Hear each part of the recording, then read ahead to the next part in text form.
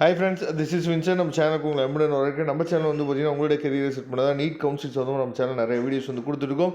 மறக்காமல் நம்ம சேனலோட வாட்ஸ்அப் குரூப்பில் ஜாயின் பண்ணிங்க. இன்றைக்கி நம்ம பார்க்க போகிற வீடியோ வந்து ரொம்ப ஒரு முக்கியமான வீடியோ.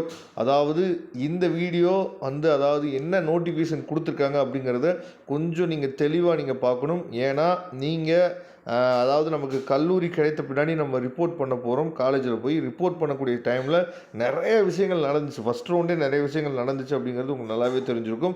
அதை பற்றி தான் கவர்மெண்ட்டே என்ன பண்ணியிருக்காங்கன்னா ஒரு இன்டிமேஷன் கொடுத்துருக்காங்க. ஆனால் இது வந்து எந்த அளவுக்கு நமக்கு வந்து சாத்தியமாகும் அப்படிங்கிறது வந்து மிகப்பெரிய ஒரு டவுட்டு தான். சரியா?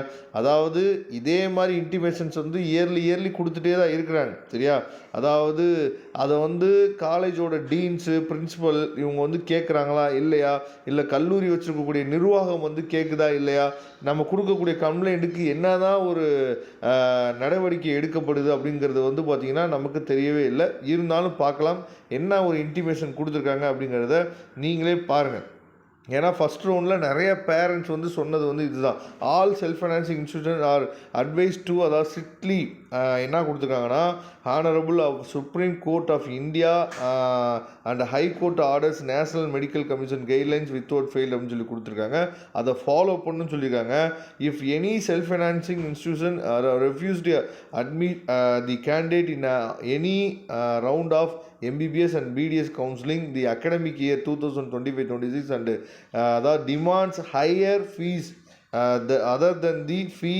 அதாவது ஏற்கனவே நமக்கு வந்து கவர்மெண்ட்லேருந்து என்ன பண்ணியிருக்கான்னு பார்த்தீங்கன்னா கோர்ட்டு மூலயமா ஒரு ஃபீஸ் ஸ்ட்ரக்சர் வந்து கொடுத்துருக்காங்க. சரியா? ஃபீ ஃபிக்ஸேஷன் கமிட்டி. சரியா? அந்த ஃபீஸை விட நீங்கள் அதிகமாக வாங்கக்கூடாது அப்படிங்கிறத என்னாச்சு பார்த்தீங்கன்னா சொல்லியிருக்காங்க.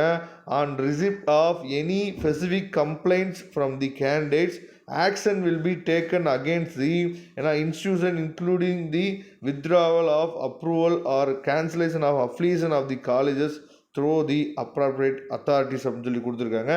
அதாவது உங்களோட அஃப்லியேஷனே என்ன பண்ணிடுவோம், கேன்சல் பண்ணிடுவோம்னு சொல்லி தெளிவாக கொடுத்துருக்காங்க. ஆனால் இது நடக்குமான்னு சொல்லி கேட்டிங்க அப்படின்னா சாத்தியங்கள் வந்து எந்த அளவுக்கு இருக்குது அப்படிங்கிறது வந்து பார்த்திங்கன்னா ரொம்ப குறைவு.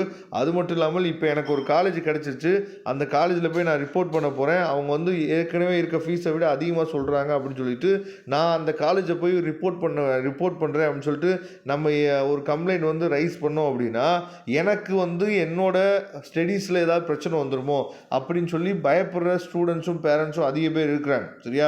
அப்போ தைரியமாக நின்று கம்ப்ளைண்ட் கொடுக்கக்கூடிய ஸ்டூடெண்ட்ஸு ப்ளஸ் பேரண்ட்ஸ் வந்து ரொம்ப குறைவான மெம்பர்ஸ் தான்.